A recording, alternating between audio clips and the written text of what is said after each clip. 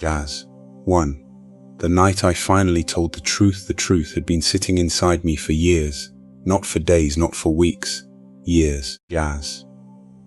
And the strange thing about carrying a secret for that long is that people start to think your silence means you have nothing to say. They see you smile at family dinners. Jazz. They see you shake hands with old friends. They hear you say, everything is fine, and they believe you. Jazz. But they never ask themselves what it costs a person to keep pretending everything is fine when their entire life is built on a lie. For years, I had been the man everyone trusted, the dependable one. Jazz. The forgiving one. The one who stayed calm when everyone else lost their temper. And perhaps that was my biggest mistake. I let people confuse my patience with weakness. Jazz. I let them believe that because I didn't expose them, I didn't know what they had done. But on the night everything changed, I finally stood in front of the people who had lied to me for years. Jazz. My hands were shaking. My heart was beating so hard I could hear it. Across the room, she was sitting beside the man who had once been my closest friend. Her name was Claire. For 12 years, Jazz. Claire had been the person I trusted more than anyone in the world. She knew my fears. She knew my dreams. She knew every mistake I had ever made. She knew exactly how much I loved her. Jazz. And she knew something else. She knew I believed her. That was the part that hurt the most. Because the person who knows you trust them has the greatest power to destroy you. That night, Jazz, there were 12 people in the room. My parents, Claire's parents, my younger sister, 2 of our closest friends, and Claire's older brother, Daniel. Daniel had always been protective of his sister, Jazz. Maybe too protective. For years, he had treated me like I was some outsider who had somehow been allowed into their family. But that night, even Daniel was sitting quietly, because he knew, Jazz, at least part of it. Everyone knew something except me, or at least that's what I had believed. Claire looked at me from across the table. She smiled, that same smile, Jazz. The smile I had seen thousands of times. But that night, for the first time, I understood something. A familiar face can become a stranger when you finally see the truth behind it, Jazz. I reached into the folder beside me. Claire's smile disappeared. "What's that?" she asked. I didn't answer. I placed the first document on the table, then the second, then the third. Jazz. My father leaned forward. My sister looked confused. Claire's mother whispered her name. Claire? Claire didn't move. She just stared at the papers, Jazz. And then I said the words I had been waiting years to say. I know everything. The room went completely silent. Claire's face changed, not gradually, instantly, Jazz. It was as if someone had turned off a light inside her. For years I had imagined this moment. I had imagined anger. I had imagined shouting, Jazz. I had imagined walking away while everyone finally realized who she really was. But when the moment actually came, I felt something completely different. Relief, Jazz. Because the truth was finally out of my hands. I no longer had to carry it. Claire looked at me. Her eyes were full of fear. Please, she whispered. That one word almost broke me. Almost. Jazz. Then I remembered the first lie, and the second, and the third. And suddenly, I understood something. This wasn't the beginning of the story. It was the end, Jazz. The beginning had happened 12 years earlier. Back when I was still young enough to believe that love and trust were the same thing. Back when Claire first walked into my life, Jazz. Back when I had no idea that the woman I was about to build my future with had already started writing a different story behind my back. A story I wouldn't discover until years later, Jazz. And by the time I finally learned the truth, Claire had already lied to me for so long that she couldn't remember where the first lie ended and the next one began. Point 2. Jazz. The woman I thought I knew met Claire on a rainy afternoon. It was one of those cold days when everyone in the city seemed to be in a hurry. People walked quickly. Cars moved slowly. Jazz. The streets were covered in water. And I was standing outside a small coffee shop, holding a broken umbrella and wondering why I had even left my apartment. That's when she walked into me. Literally. Jazz. She was carrying 3 books. I was carrying coffee. The collision wasn't dramatic. No one fell. Nothing broke. But my coffee went everywhere, including across her coat. "Oh my God," she said. "I'm sorry." No. It's my fault. It was definitely my fault." She looked at me, then at the coffee, then back at me. And suddenly she laughed, not politely, not awkwardly. She genuinely laughed. Jazz. I remember that. I remember thinking that her laugh sounded different from everyone else's. That was probably the first stupid thing I believed about her. But I wasn't worried. We cleaned up the mess. Jazz. We talked, and somehow, one conversation became another. One coffee became another. And before I realized what was happening, Claire had become the most important person in my life. She was smart, funny, Jazz. Warm. She knew how to make difficult days feel lighter. Whenever I had a problem, she listened. Whenever I doubted myself, she encouraged me. And whenever I made a mistake, Jazz. She reminded me that one bad decision didn't define an entire life. I loved that about her. I thought she was the person who saw the best in me. Years later, I would realize something painful. Jazz. She had also become very good at making me believe whatever she wanted me to believe. At first, there were no warning signs, or maybe there were. Maybe the warning signs were there. Jazz. But I didn't want to see them. Because when you love someone, you don't look at their behavior the way a stranger would. You explain it, you excuse it, you defend it. Jazz. You tell yourself there's always another reason. Claire sometimes disappeared for hours. I didn't question it. She said she was busy. I believed her. She would occasionally cancel plans. I accepted it. Jazz. She said she was tired. I understood. She had friends I didn't know well. I never asked too many questions. I trusted her. And trust is beautiful until the wrong person receives it. Jazz. Our relationship became serious after 2 years. Then came the apartment, then the engagement, then the wedding. I still remember the day I proposed. It was simple, no huge crowd, no cameras. Jazz. Just the 2 of us standing near the lake where we had spent our first anniversary. I was nervous, my hands were shaking. Claire was crying before I even finished speaking. When she said yes, Jazz, I thought I had won the greatest prize in life.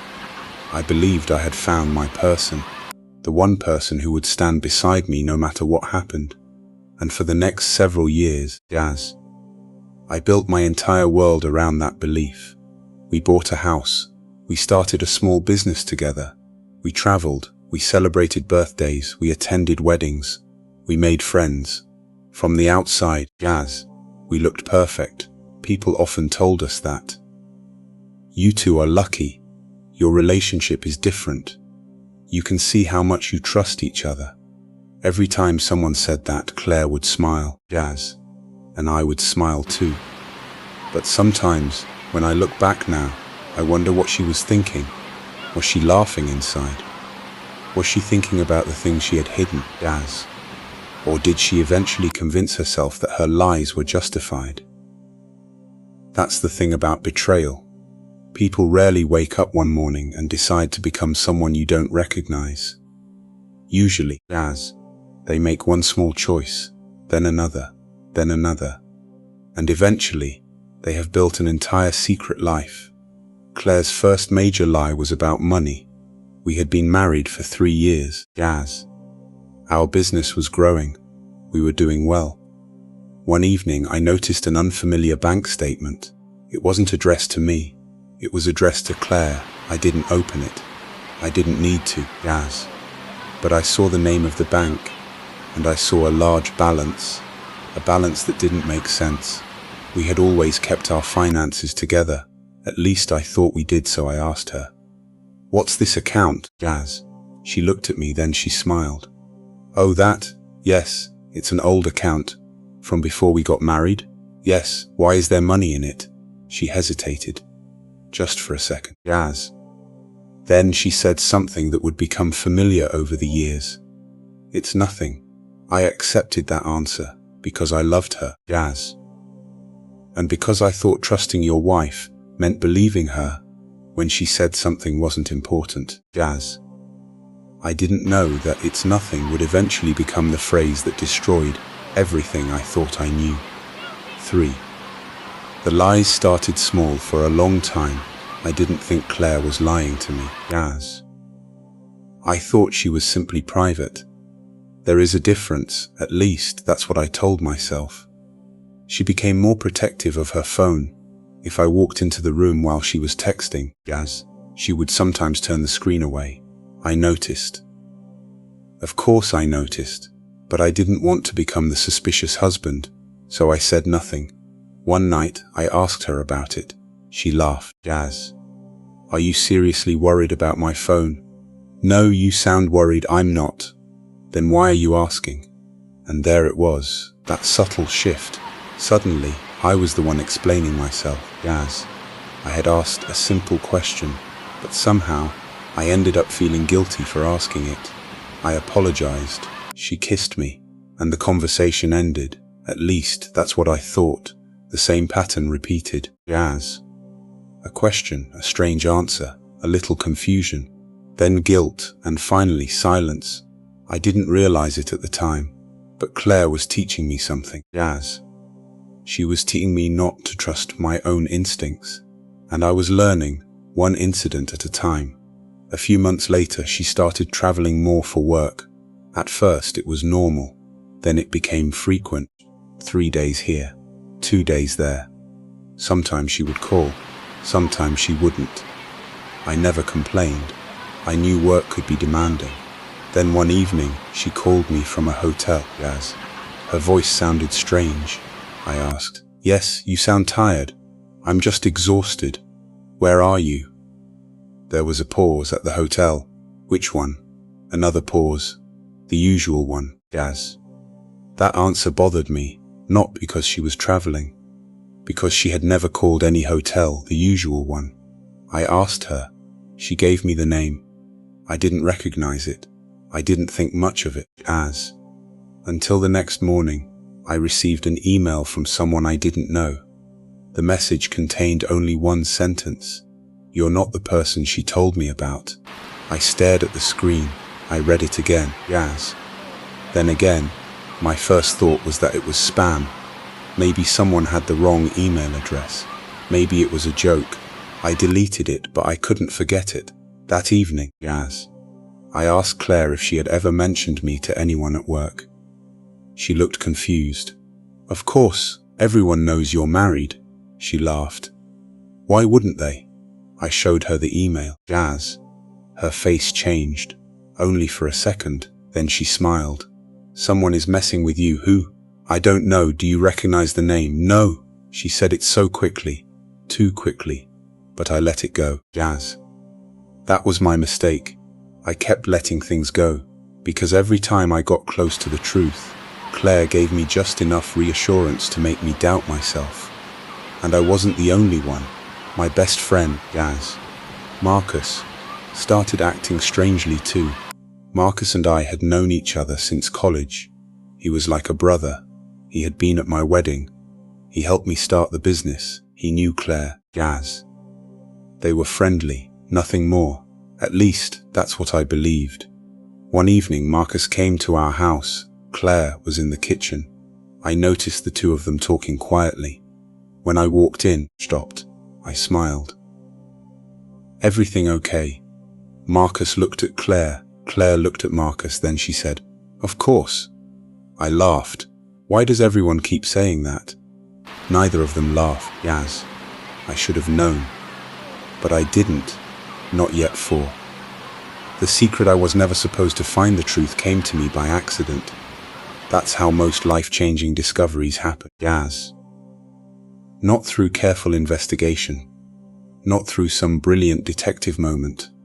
Sometimes the truth simply falls into your lap when you're least prepared to catch it. It happened on a Tuesday. Gaz. I was cleaning out an old storage room. We were renovating the house. I found boxes of old documents, receipts, tax papers, insurance records, nothing interesting. Then I found a small envelope. Gaz.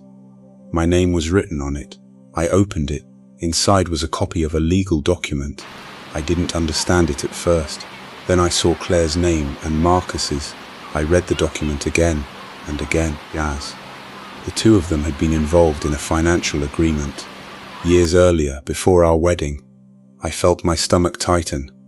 Why had Claire never told me? I called her. Hey, she answered. Where are you? You're at work. I found something. What? An agreement. Silence. What agreement? The one between you and Marcus. Another silence, longer this time. Then she said, You went through my things. No. Gaz. Then how did you find it? In the storage room. Why were you looking there? Because we're renovating. Why didn't you ask me first? I stared at the phone. There was something wrong. Very wrong. Gaz. Claire, what is this? It's complicated, then explain it. I can't do this over the phone. Fine, come home. I have work. Claire, not now. She hung up. I stood there holding the document. Gaz. For the first time in 12 years, I didn't feel confused. I felt certain something was wrong. That night, Claire came home late. She acted normal. Too normal. She changed clothes, made tea, asked about my day. I watched her. Finally, I said, Tell me the truth. She looked at me. About what? The agreement. She sighed. It's nothing serious. I almost laughed. Gaz. Why does everyone say that? What? Nothing. She sat down, then she told me a story about a business idea, a loan, a failed project. Marcus had supposedly helped her financially. Gaz. She had paid him back. The agreement was simply paperwork. He listened. It sounded reasonable, almost. But there was one problem, the dates. Gaz. The agreement was dated 6 months after she claimed the debt had been repaid. I pointed that out. She became defensive. I don't remember. You signed it. It was years ago. Claire. Gaz. What do you want from me? The truth. She stood up. You don't trust me. And suddenly I was back where I had been so many times before, defending myself. I'm asking you a question. Because you think I'm lying. Are you? She stared at me. Then she said something that I will never forget. No, one word, Sybil, clear and completely false. I didn't know that yet, but I would. Gaz. Very soon. 5. The first crack in her perfect story. 2 weeks later, I received another email. This time there was an attachment. I almost didn't open it. The sender was the same person. Gaz. The message said, You deserve to know what she has been hiding. I stared at the screen. My hands were cold. I opened the attachment. It was a photograph. Claire, standing beside Marcus, not at work. Gaz. Not at a business event, not somewhere public. They were outside a hotel. The date was 6 years earlier. 6 years. I sat back in my chair. My mind started racing. The hotel, the trips, the phone. Gaz. The financial agreement, the strange conversations. Suddenly everything looked different. But I refused to jump to conclusions. I called Claire. Where are you? At work. Gaz. Do you remember being at the Grand Hotel 6 years ago? Silence. Why? Just answer. I don't know. You were there. How would you know that? That was when I realized something. Gaz. She didn't ask what I was talking about. She asked how I knew. I said nothing. She started crying. I don't know what you want me to say. The truth. I've told you the truth. No. Gaz. My voice became quiet. You've told me a story. She hung up. That evening she didn't come home. She sent a message. I need space. I stared at those words after 12 years together. Gaz. After years of marriage, after everything we had built, her answer was that she needed space. I didn't chase her. I didn't call. I didn't beg. For the first time, I did nothing. Gaz. And that silence changed everything. Because when you stop chasing someone, They lose control of the story. Claire returned the next morning. She walked into the house carrying a small bag. I was sitting at the kitchen table. She looked exhausted. "I can explain," she said. I looked at her. "Then explain." She sat down and finally, she admitted part of the truth. As she had been at the hotel with Marcus, but according to her, nothing happened. They were discussing business. The photograph was misleading. The financial agreement was unrelated. And the person sending me the emails was trying to destroy our marriage. I listened. Then I asked one question. "Why didn't you tell me?" she cried. "I was scared." "Of what?" "Of losing you." I almost believed her. Almost. Then she said something that changed the way I saw everything. "I made mistakes." Mistakes, plural, that was the word. I leaned forward. "What mistakes?" She didn't answer. "Claire, I can't talk about this." "How many?" She looked away. "How many lies have you told me?" She started crying again, but this time I didn't comfort her. I simply waited. Finally, she whispered, "Yaz, more than you know." That sentence destroyed something inside me, because suddenly I understood. The truth wasn't one secret, it was an entire world, and I had been living outside it. Yaz. I stopped asking questions for the next 3 months. I changed, not dramatically, quietly. I stopped asking Claire where she was. I stopped asking who she was texting. I stopped asking about Marcus. Yaz. I stopped arguing, and that frightened her more than anger ever could, because anger is predictable. Silence is not. Claire noticed. "You've been distant. I'm tired. You don't talk to me anymore." Yaz. "There's nothing to say." "Are you angry?" "No." "Then what?" "I don't know." The truth was, I knew exactly what I was doing. I was observing, I was listening, I was waiting. I didn't want revenge. Yaz. I wanted clarity. I wanted to understand how the person I loved had become someone I didn't recognize.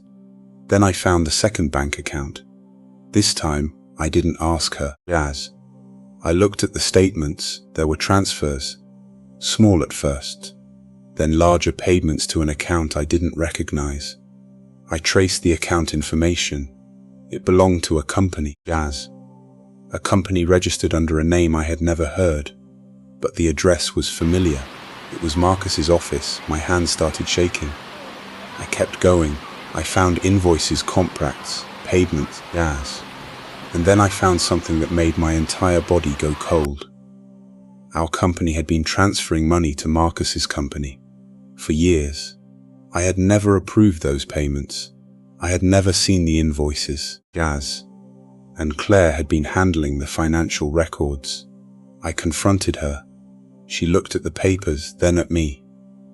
"You went through the accounts. I own half the company. That's not the point, Yaz." "Then what's the point?" She stood up. "You don't trust me." I laughed, not because anything was funny, because I finally understood how absurd the situation had become. "Claire, you've been moving money without telling me." I was protecting the company. "From what?" She didn't answer. "How much?" "What? How much money?" She looked at me, then she said, "I don't know, Yaz." That was the moment I knew. This wasn't just betrayal. This was something bigger. I contacted an independent accountant. Quickly, I didn't tell Claire. The accountant spent weeks reviewing everything. Yaz. Then one afternoon he called me. His voice was serious. "You need to come in." I went to his office. He placed a thick folder on the desk. "I've reviewed the records, and..." He looked at me. "Yaz, you're missing a lot of money." My heart dropped. "How much?" He told me. I couldn't speak. The amount was enough to change our lives, enough to damage the business, Yaz, enough to destroy everything I had spent years building. "Where did it go?" He pointed to the documents. "Most of it went to this company, Marcus's company." I looked at the numbers, Yaz. Then I asked the question I had been afraid to ask. Was Claire involved? The accountant didn't answer immediately. Then he said, Her signature is on several documents, Jazz. I left his office feeling like a stranger in my own life. That night, Claire was waiting for me. She smiled. "How was your day?" I looked at her, and for the first time I saw no love, no anger, Jazz. No hatred, only the truth. She had been lying to me for years, and I had finally stopped believing her. 7. The man behind the lies, Marcus, was the last person I wanted to confront, Jazz. Because betrayal from a stranger is easy. You can hate a stranger, but betrayal from someone who once stood beside you at your wedding, that's different. Marcus had been my best friend, Jazz. I had trusted him with my business, my home, my family, my secrets, and now I was beginning to understand that he had been standing in the center of my life while quietly taking pieces of it. I called him. "Can we meet?" "Sure." We met at a quiet restaurant. Marcus arrived smiling. That smile disappeared when he saw my face. "What's wrong?" I placed a folder on the table. He looked at it. "What's this?" "Your company." He froze. I opened the folder. I showed him the payments, the contracts, the transfers, the signatures. His face became pale. "Where did you get this? Does it matter?" "Yes." "Why?" He leaned back. "I don't know what you're talking about." I smiled. "That's interesting." "What?" "Because Claire said the same thing." He looked at me, and there it was, Jazz. The smallest reaction, a flicker, a moment, but it was enough. I knew Marcus had been involved, maybe not in everything, but in enough. I leaned forward. "How long?" He said nothing. "Jazz, how long have you been working with Claire?" "Working. Don't play games." He looked around, then lowered his voice. "You don't understand." "Then explain it." "It wasn't supposed to happen this way, Jazz." My heart stopped. "What wasn't?" He closed his eyes, and for a moment he looked older, tired, defeated. Then he said, "Claire was going to leave you." I stared at him. "What?" "Years ago, Jazz." "Leave me for what?" Marcus didn't answer. I felt something inside me collapse. "Leave me for you." He looked down. I didn't need the answer. I stood up. Marcus grabbed my arm. "Listen to me." I pulled away. "Don't touch me. I never wanted to hurt you." I laughed. "Then what exactly did you think you were doing?" "We made mistakes, both of you?" He looked at me. "Yes." I walked away, Jazz. But as I reached the door, he said, "There's something else you don't know." I stopped. I turned around. "What?" Marcus looked terrified. "Claire didn't start the business with you because she loved you." I froze. "What does that mean?" He didn't answer. "Marcus," he finally said, "ask her about the original agreement." Then I walked out. I went home. I opened every document I had, every contract, Jazz. Every file, every old email. And after hours of searching, I found it. The original business agreement. The one Claire had convinced me to sign 12 years earlier. I had never read it carefully, Jazz. I trusted her, but now I read every word, and there it was, a clause that gave Claire control over a large portion of the company if our marriage ended. I sat there in silence, Jazz.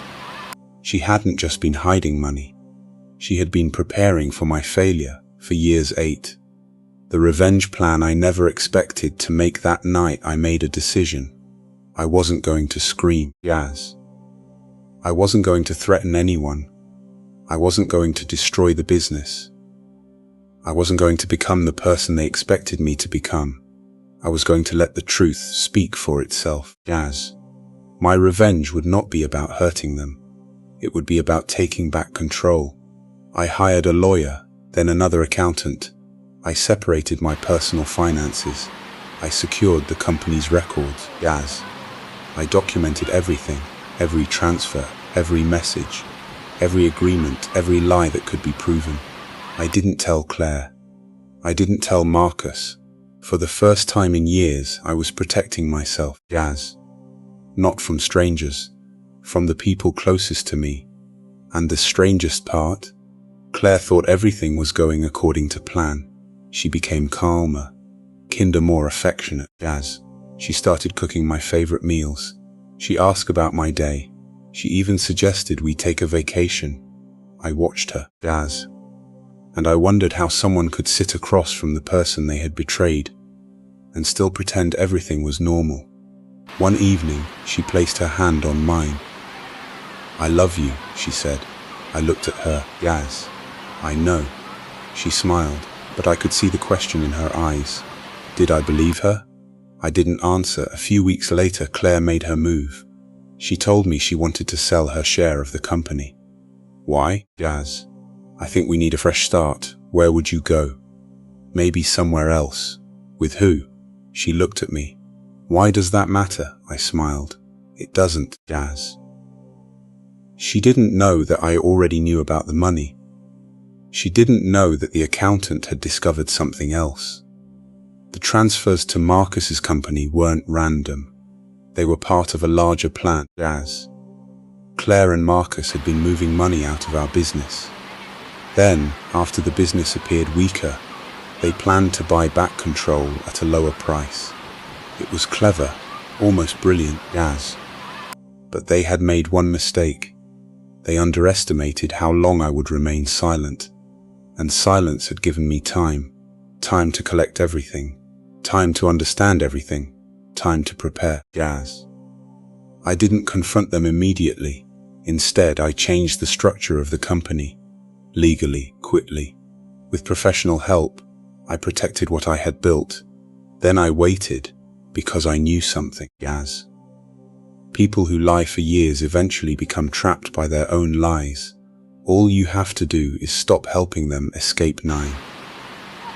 The day their plan collapsed, the meeting was scheduled for Friday morning, Jazz. Claire thought it was about selling her share. Marcus thought it was about finalizing the financial agreement. They both arrived confident. I arrived alone. Claire sat beside Marcus, Jazz. That alone told me everything. For years, they had tried to convince me there was nothing between them. Now they sat beside each other, as if they had forgotten I was even there. The lawyer entered, Jazz. The accountant followed. Claire looked confused. "Why is he here?" I didn't answer. Marcus looked at me. "What is this?"